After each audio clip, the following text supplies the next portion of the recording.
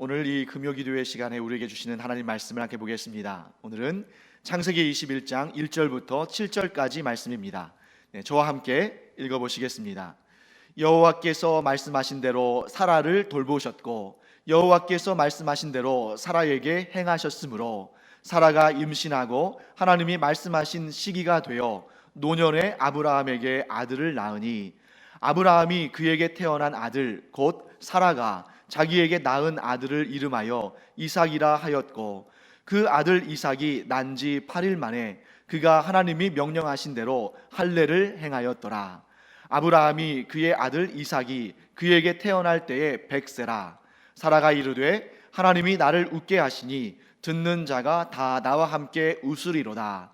또 이르되 사라가 자식들을 젖 먹이겠다고 누가 아브라함에게 말하였으리요마는 아브라함의 노경에 내가 아들을 낳았도다 하니라. 아멘. 아브라함은 나이 75세에 하나님의 부르심을 받고 큰 민족을 이루고 복이 될 것을 약속받았습니다. 하나님께서 아브라함에게 나타나셔서 약속하신 것이죠. 또한 이 약속은 사라에게도 해당하는 약속이었습니다.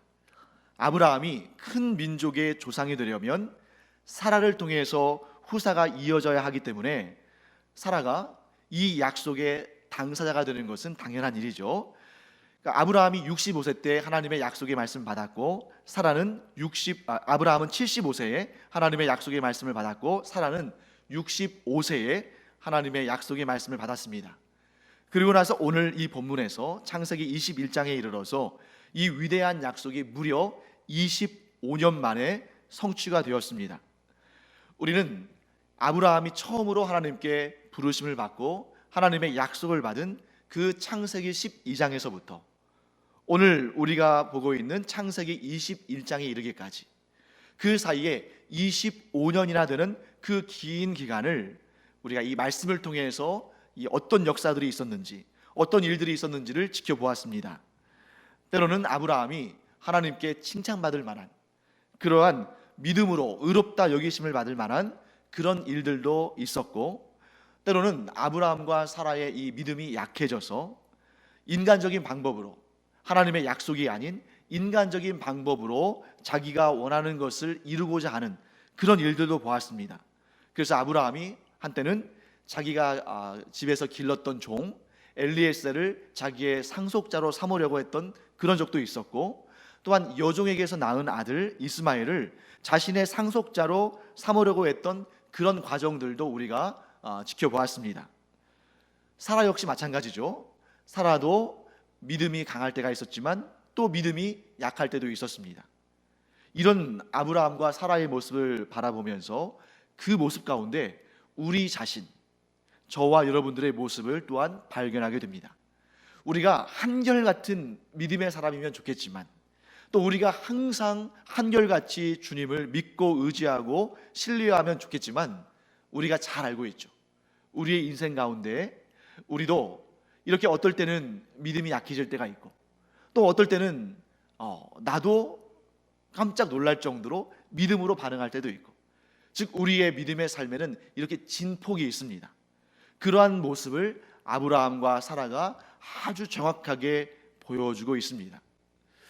대부분 우리의 믿음이 약해질 때는 하나님의 약속에 대한 확신도 줄어듭니다.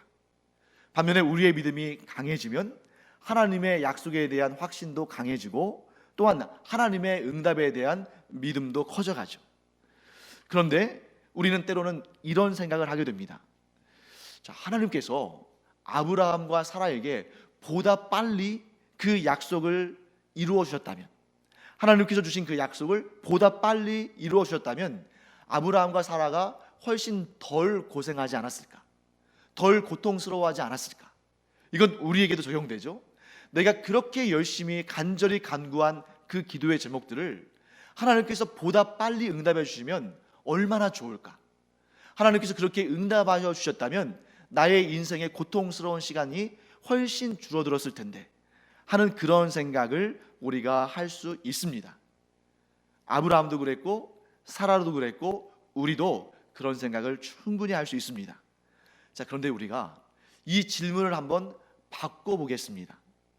우리는 인간이기 때문에 인간 중심적으로 생각할 수밖에 없죠. 하지만 이 관점을 조금 바꿔서 하나님의 입장에서도 한번 생각해 보면 좋을 것 같습니다. 자, 예를 들어서 이렇게 우리가 생각해 볼 수 있겠죠. 왜 아브라함과 사라는 하나님을 이토록 오랫동안 기다리시게 했을까? 자, 아브라함과 하와의 입장에서는 왜 하나님은 그 약속하신 말씀을 우리가 지금 빨리 받고 싶은데 왜 우리를 이렇게 오래도록 기다리게 하셨을까? 이런 질문을 할 수 있지만 하나님의 입장에서는 왜 아브라함과 사라는 내가 이렇게 약속을 성취하고 복을 줄 만반의 준비를 다 해놓고 있는데 왜 이렇게 나를 오랫동안 기다리게 하고 있을까? 하나님께서는 또 그렇게 생각할 수 있다는 그런 생각이 듭니다. 자, 왜 하나님은 아브라함과 사라에게 25년 동안이나 기다리게 하셨을까? 어쩌면 그것에 대한 답은 아브라함과 사라가 하나님을 25년 동안 기다리게 해드린 것일 수도 있습니다. 사람의 입장에서도 하나님의 약속의 성취를 기다렸지만 하나님께서도 아브라함과 사라가 이 복을 받기에, 이 약속을 성취하기에 합당한 그런 믿음으로 세워질 때를 하나님은 기다리고 계셨다는 것입니다. 사랑하는 성도 여러분, 우리도 이렇게 하나님의 입장에서 한번 생각해 보기를 바랍니다.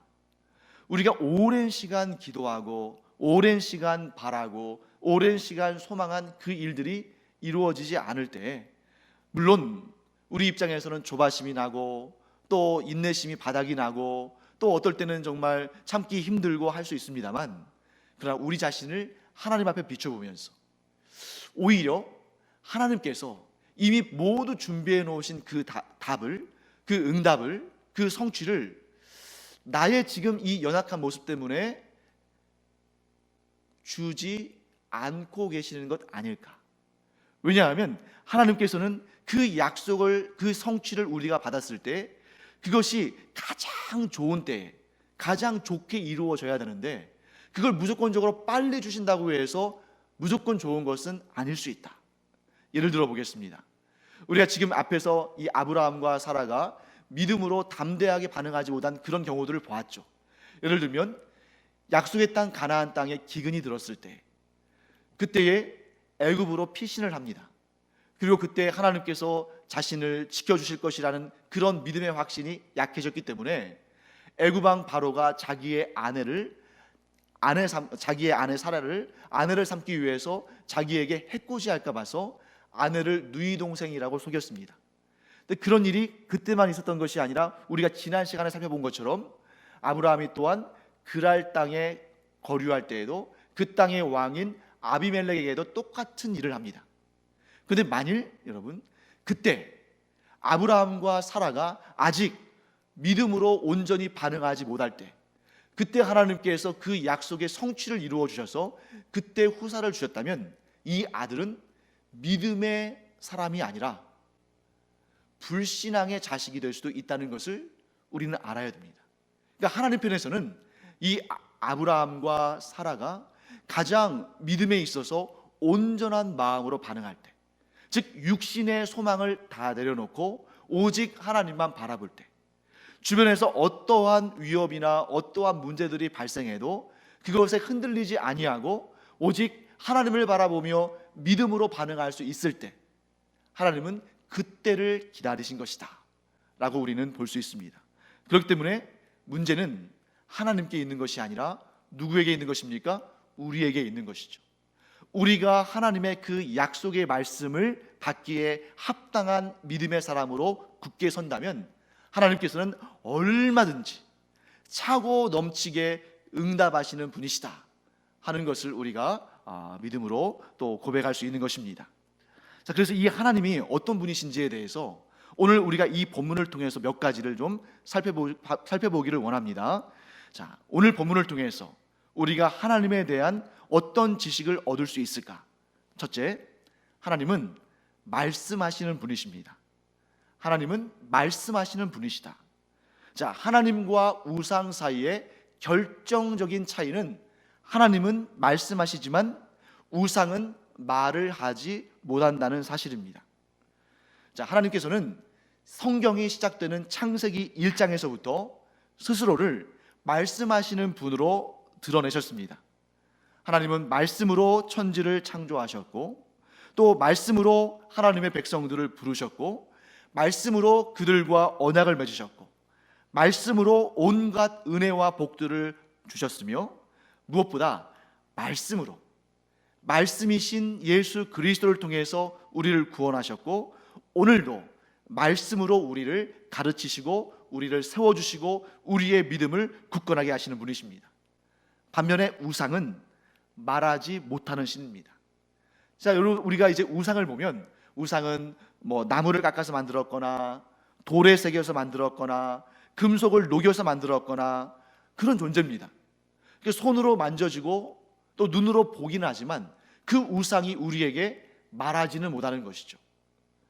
사실 이 우상을 숭배하는 자들은 우상이 말하지 않기를 원할 수 있습니다. 아니, 어쩌면 말하지 않는 우상이기 때문에 좋아할 겁니다. 그러니까 사람들은 어떤 생각을 가지고 있냐면 우상이 우리의 말을 듣고 우리가 원하는 것을 다 해줬으면 좋겠다, 이런 마음이지 우상이 우리한테 말하는 것은 원치 않는다는 거죠. 왜? 우상이 자기들에게 말하면 그 말을 지켜야 되고 그 말을 따라야 되고 그 말에 순종해야 되니까 그런 건 싫은 거예요. 그렇지만 하나님은 어떤 분이십니까? 하나님은 말씀하시는 분이신데, 그렇기 때문에 그 말씀으로 천지를 창조하시고 말씀으로 우리와 언약을 맺으시고 말씀으로 우리에게 복을 주시고 말씀으로 우리를 가르치시는 분이신데, 그렇기 때문에 우리는 이 두 가지를 알아야 됩니다. 우리가 하나님께 말씀으로 은혜를 얻지만 또 복을 얻지만 동시에 하나님의 말씀에 순종해야 하는 그러한 의무가 있는 것입니다. 그러므로 우리가 분명히 알기를 원합니다.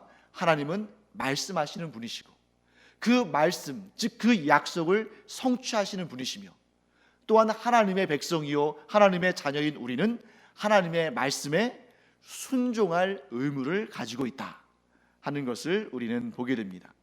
하나님께서 말씀하신다는 사실은 우리와 인격적인 교제를 기뻐하신다는 그런 뜻이기도 합니다. 그러니까 우상은 서로 교제가 없고 사람과의 소통이 없습니다. 그냥 묵묵히 거기에 서 있을 뿐이고 어떠한 능력도 없고 인간과 어떠한 인격적인 교제도 없습니다. 반면에 하나님은 어떠신 분이세요? 우리와 끊임없이 대화하시고 우리에게 끊임없이 관계를 맺으시며 우리와 늘 소통하시는 그러한 하나님이시다 하는 것을 우리가 이 내용을 통해서 알 수 있습니다. 지금 우리 계속해서 그 내용 보고 있잖아요. 하나님께서 아브라함과 사라를 부르시고 그들과 동행하시고 그들에게 말씀으로 복을 주시고 그들에게 또 언약하시고 그들과 끊임없이 소통하시는 그런 하나님, 그 하나님께서 오늘날 우리에게도 동일한 은혜를 주시고 동일한 친밀한 관계를 가지시는 줄 믿습니다. 자, 두 번째로 우리는 무엇을 알 수 있냐면 하나님은 말씀하신 것을 지키시는 분이시다 하는 것을 알 수 있습니다. 자, 여러분, 방금 전에 우리가 이렇게 살펴봤죠? 우상은 말을 할 수 있습니까? 없습니까? 없습니다. 그런데 그 우상 뒤에서 사람들을 시험하고 사람들을 현혹하고 사람들을 위험에 빠뜨리는 그 존재, 사탄이죠. 우상은 말 못하지만 사탄은 말을 합니다. 그러면 말을 하는 사탄, 하나님과 어떤 차이가 있을까? 자, 이렇게 우리는 구분할 수 있습니다. 하나님은 지키시기 위해서 말을 하십니다. 그런데 사탄은 속이기 위해서 말을 합니다. 결정적인 차이가 있죠. 하나님께서는 그 약속을 지키시기 위해서 우리에게 약속하시지만 사탄은 우리를 속이기 위해서 거짓 약속을 하는 것입니다. 민수기 23장 19절 말씀 보시면 이런 내용이 있습니다. 제가 한번 읽어드리겠습니다. 하나님은 사람이 아니시니 거짓말을 하지 않으시고 인생이 아니시니 후회가 없으시도다. 어찌 그 말씀하신 바를 행하지 않으시며 하신 말씀을 실행하지 않으시랴. 하나님은 시건치 않으시는 분이시다. 우리 그런 말씀을 성경에서 보게 되죠. 하나님은 우리를 속이지도 않으시고 또 말씀하신 것을 지키지 않으시지도 않으시고 항상 하신 말씀은 이루시고 성취하시는 분이십니다. 반면에 사탄은 어떻습니까? 항상 거짓으로 대하죠. 또한 그 말에 속아 넘어가면 생명길이 아니라 사망길로 갈 수밖에 없는 것입니다. 사랑하는 성도 여러분, 하나님은 항상 그 말씀하시는 것을 지키시는 분이신데 우리가 이렇게 생각해 볼 수 있습니다. 만일 하나님보다 더 강한 존재가 있다면 하나님께서 하신 말씀을 못 지킬 수도 있겠죠. 그러니까 하나님보다 더 강한 존재가 하나님이 그 하신 말씀을 못 지키게끔 이렇게 강압하거나 누를 수도 있습니다. 하지만 하나님보다 더 강한 존재가 존재하지 않기 때문에 하나님은 누구도 그 말씀을 돌이킬 수 없도록, 즉 어떤 존재도 하나님의 말씀을 돌이키지 못하도록 하나님께서 역사하시고 하나님께서 하신 말씀은 반드시 이루십니다. 그래서 하나님은 이 온 우주 가운데 또 우주를 넘어서 우리의 눈에 보이지 않는 그 영적인 세계에 이르기까지 하나님보다 더 강한 존재는 존재하지 않기 때문에 하나님의 말씀을 이루지 못하도록, 하나님의 말씀이 이루어지지 않도록 방해할 수 있는 존재는 아무도 없다. 그러므로 하나님의 말씀은 반드시 이루어진다 하는 것을 우리는 알게 됩니다. 자, 그래서 아브라함과 사라에게 하나님께서 아들을 주시겠다고 약속하셨다면 그것은 이미 얻은 것이나 마찬가지입니다. 왜냐하면 그것은 단지 언제 주실 것이냐 하는 그런 시간의 차이일 뿐, 하나님께서 말씀하시고 하나님께서 약속하신 것은 반드시 이루시기 때문에 이미 얻은 것이나 마찬가지죠. 그래서 예수님께서 이렇게 말씀하십니다. 믿음으로 구한 것은 받은 줄로 믿으라. 왜 그런 말씀을 하시냐면 그 믿음이 진정 하나님께서 기뻐하시는 믿음이라면 그 믿음 가운데 하나님께서 반드시 그 기도에 응답하실 줄 믿습니다. 단지 그 시간의 차이일 뿐, 언제 받을 것이나 그 차이일 뿐 하나님은 반드시 그 약속을 성취하십니다. 그렇기 때문에 다시 한번 강조하겠습니다. 문제는 하나님께 있는 것이 아니라 우리에게 있다. 아브라함과 사라가 75세에 받은 약속을 100세에 이루게 된 것은 하나님께 능력이 부족하거나 하나님께서 잊어버리셔서 그런 것이 아니라 그 원인은 누구에게 있는 것입니까? 아브라함과 사라에게 있었던 것입니다. 하나님 보시기에 아브라함과 사라에게 가장 복된 시간에 그 약속을 성취하여 주시는데 그때가 75세도 아니고 80세도 아니고 90세도 아니고 언제였습니까? 100세였습니다. 그렇기 때문에 인간적으로 생각하면 그때는 너무 늦은 때지만 하나님께서 보시기에는, 모든 것을 아시는 하나님께서 보실 때에는 그때가 가장 좋은 때였다. 그리고 가장 좋은 때에 주셔야만 이것이 복이 되는 것이지, 좋지 않을 때에 주시면 이 복이 되지 않을 수 있다 하는 사실을 우리가 알게 됩니다. 자, 세 번째를 우리가 보겠습니다. 오늘 본문을 통해서 우리가 알 수 있는 하나님에 대해서 세 번째는 하나님은 믿는 자에게 웃게 하시는 분이시다, 웃음을 주시는 분이시다 하는 것을 우리가 알 수 있습니다. 사실 사라가 웃은 것은 이번이 처음이 아닙니다. 이 이전에도 하나님의 여호와의 사자들이 이렇게 또 하나님의 말씀을 전달할 때 사라에게 후사가 있을 것이다 라고 말씀하셨을 때 사라가 어떻게 했습니까? 웃었습니다. 그런데 그때의 웃음은 어떤 웃음이었습니까? 약간 비웃음이었죠. 반면에 오늘 아들을 안고 나서 사라가 웃은 웃음은 진정한 웃음이었습니다. 참 기쁨의 웃음이었습니다. 사랑하는 성도 여러분, 우리가 하나님께서 행하신 놀라운 일들을 경험함으로 하나님 앞에 진정한 감사의 웃음, 기쁨의 웃음, 만족의 웃음으로 웃음을 짓는 여러분과 제가 되기를 간절히 축원합니다. 자, 그래서 그 기쁨의 웃음이, 그 감격의 웃음이 아들의 이름을 짓는 데도 반영이 되었습니다. 자, 아브라함과 사라가 그 아들을 낳은 다음에 이름을 이제 지어야겠죠. 자, 우리도 자녀의 이름을 지어봐서 압니다만 이 자녀의 이름을 지었을 때 대충 짓지는 않죠. 왜냐하면 이 이름이 굉장히 중요하고 이 자녀에게 있어서 그 이름은 평생 불려야 하는 이름이잖아요. 그러니까 이 이름을 지을 때 굉장히 신중하게 짓습니다. 뭐 간혹 그 자녀의 이름을 좀 이렇게 신중하게 짓지 않았거나 혹은 그때는 그걸 몰라서 지었는데 나중에 이 자녀들이 학교에 가거나 사회에 나갔을 때 괜히 그 이름 때문에 놀림을 받을 때도 간혹 있잖아요. 좀 안타까운 일이죠. 성경에도 그런 사람이 있었습니다. 자, 성경에 여러분 나발이라는 사람이 있어요. 나발. 자, 이 나발이라는 사람은 나중에 다윗의 아내가 된 아비가일이라는 여인의 남편이었는데 이름이 나발입니다. 그러니까 우리말로 들을 때도 사실 그렇게 썩 어감이 좋지 않은데 이 의미는 히브리어 의미는 미련한 자라는 뜻이에요. 어떻게 그 부모가 이 아들을 낳고 그 아들에게 미련한 자라는 그런 뜻의 이름을 주었을까? 그런 이름을 지었을까? 참 이해가 안 되죠. 정말 그 이름대로 나중에 그가 미련한 짓을 합니다. 다윗이 이제 한참 힘들었을 때, 사울의 칼을 피해서 도망 다닐 때, 그 힘들었을 때 너무 힘드니까 나발이 굉장히 부자였거든요. 그래서 그 양들의 그 털을 깎을 때, 그러니까 이 목축하는 사람에게 있어서는 양의 털을 깎을 때가 굉장히 중요한 때죠. 그리고 그때 큰 잔치를 벌입니다.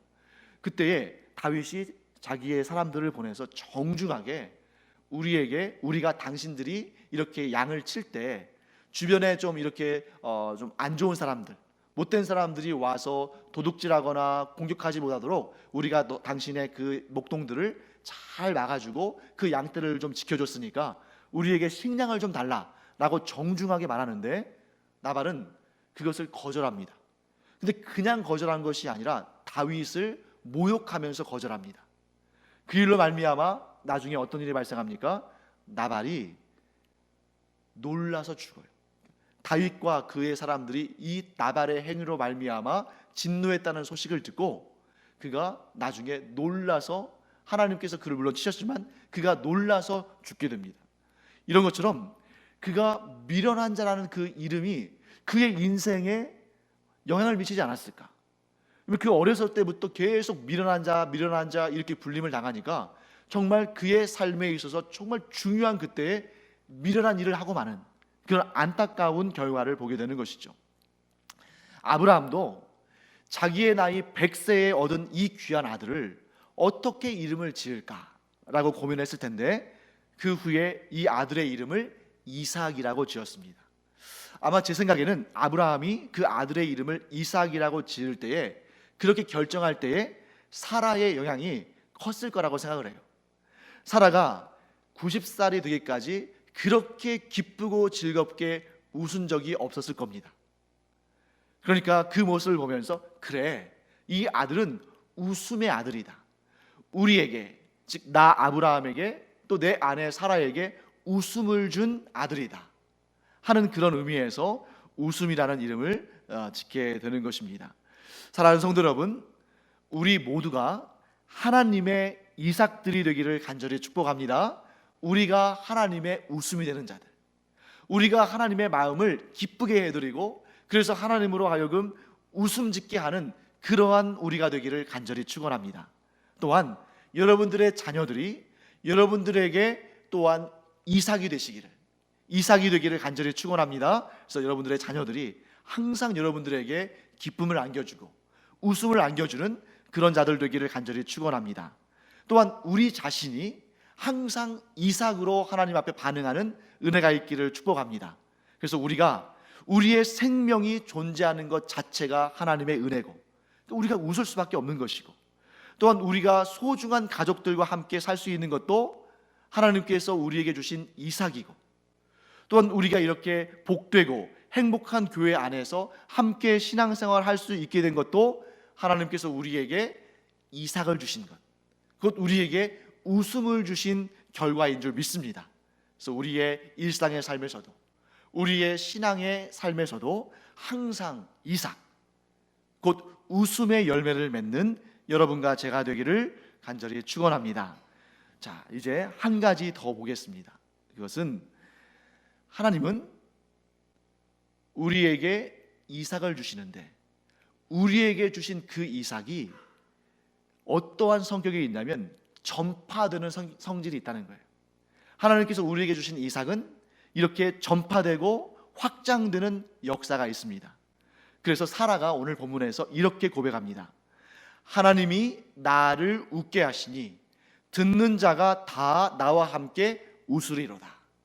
사랑하는 성도 여러분, 내가 경험하는 웃음을 다른 사람들도 함께 경험하는 것이야말로 진정한 기쁨의 웃음입니다.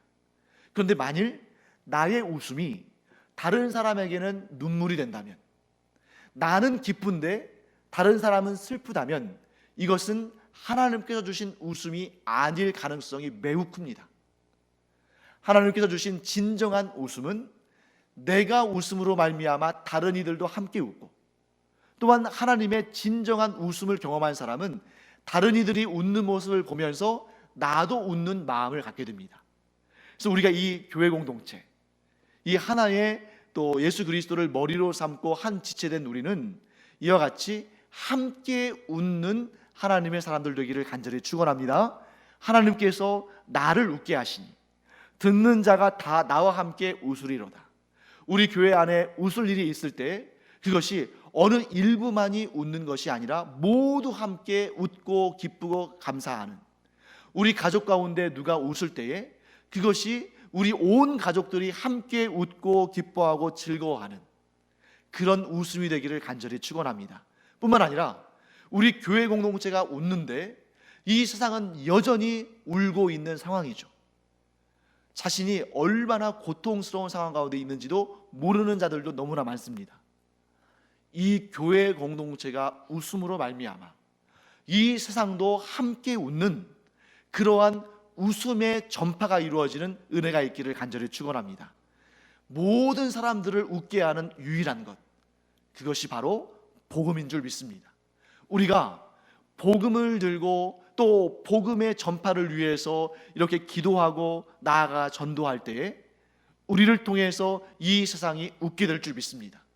우리가 전하는 이 복음의 메시지가 온 세상을 웃게 하는 하나님의 크신 능력이 되기를 간절히 축원합니다. 그래서 오늘 우리는 기도할 때 이렇게 기도했으면 좋겠습니다. 오늘 하나님, 저의 기도에 응답하심으로 말미암아 저로 하여금 이삭, 곧 웃을 수 있는 은혜를 허락하시고, 또한 제가 누군가를 위해서 간절히 기도할 때 그들도 이 기도로 말미암아 웃을 수 있는 그런 은혜를 허락하여 주시옵소서. 이렇게 웃음의 축복을 하는 여러분과 제가 되기를 간절히 축원합니다.